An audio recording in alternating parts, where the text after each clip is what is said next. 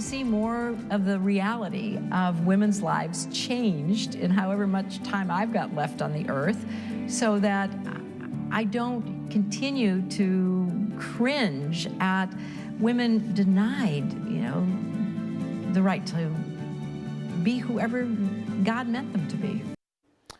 Now, presidential hopeful Hillary Clinton seems to be previewing a different kind of presidential run than the one certainly she did in '08. And she seems to be paying more attention to issues like child care, abortion rights, equal pay, and other issues that disproportionately affect women. After all, she did coin the phrase women's rights, human rights. Now, I was saying this morning, if you go back to the campaign in '08, the historical nature of the idea of having the first black president in the United States, for a black nominee, or whatever. Think about the turnout and everything else. Everybody loves to be a part of history, right? I mean, I thought for a moment there, John McCain was almost happy he won on election night, right? I mean, do you remember that scene? That faded. Huh? Right, yes, it did. But think how many people, when they think Hillary Clinton, they don't think of, making history, first woman president anymore. She's an established, I think even her critics would acknowledge, competent, tough, and all the rest. I can argue it both ways. Is it good, or this historical element that so motivated people that didn't really get involved in politics before in '08 that got involved for him, is that still there for her? Or is she just seen as just a candidate, gender be damned? No, I think you underestimate how women feel about having her as a woman candidate who talks about women's issues. And I would dispute that she talks about sort of abortion. She talks about the range of personal decisions that women ought to have personally, and I think she'll be very careful how she talks about it.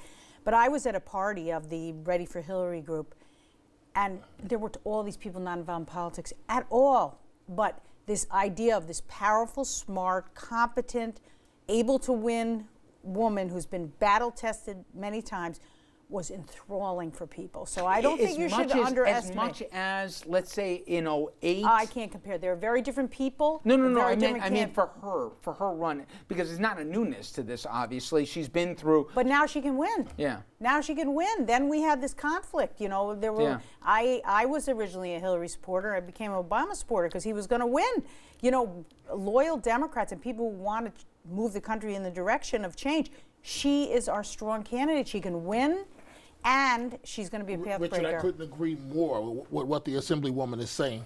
I remember the day she dropped out, there were women at the event that were so upset. Yes, they were angry at the time, right? They said, I'm not going to vote for Obama. And I'm sure the loyal Democrats that came along as the Assemblywoman made the case. But it's very much still history in the making for women. Oh, absolutely. And I think that they will be ignited and energized more than ever. You just got to get closer towards the election. Well, she's definitely the nominee, though, no doubt about it. I speak on the gender issue. If people didn't see this, I want to play the clip here. This is House Minority Leader Nancy Pelosi, and she came out swinging while addressing a room full of reporters. Now, Pelosi, who's 74 years old, looks damn good for 74, she went after a reporter who questioned whether or not she ever considered stepping down after Democrats failed to win control of the Senate. What was the day that any of you said to Mitch McConnell when they lost the Senate 3 times in a row, making progress and taking back the Senate 3 times in a row? Aren't you getting a little old, Mitch? Shouldn't you step aside? Have you ever asked him that question? Has any of you ever asked him that question? So I don't understand why that question should even come up. It just is interesting as a woman to see how many times that question is asked of a woman and how many times that question is never asked of Mitch McConnell. First of all, it was brilliant because it had nothing to do with the gender when the guy asked the question, because it was the question that was asked of other leadership, and they were saying to Harry Reid, do you think it's time you step down too here and let some other Democratic leadership, now that you're in the minority and stuff. But kudos to her. She probably has a fair point, though, right? Oh, absolutely. And, to her credit, people need to be reminded and woken up. Reporters and all of us, we fall into these traps of thinking. And I suspect the person thought, she's no spring chicken. She's going to be in the minority.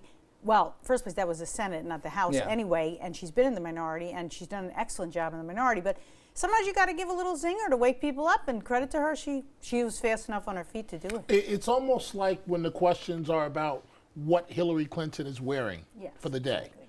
We don't ask what you or I are wearing. We always ask what you're wearing, for Donna. the Yeah. most part, we don't talk. For the most part, Yeah. we don't talk about you or I as parents. But why is it when it's a woman candidate, that's one of the prominent issues that comes up? So I mean, a point. She did spin it very well. Yes. Yeah, that she that did. reporter will think twice Yes. about Exactly. asking that question I again think of a other woman reporters candidate. too, as well. Yes. Well, then she intended that, and she got her And it point worked. across. Yes, Yes. I totally agree. Credit to her. Assemblywoman Dominic, thank you very much. Have a great weekend. You as well. We got much more coming up on RFL. We're going to be taking another look at Hillary Clinton and her possible run for the White House in a couple of years. What New York Times columnist Amy Chozick has to say about Clinton's new campaign strategy and the outcome of the midterm elections, and also whether or not her headquarters will be set up right in Westchester County.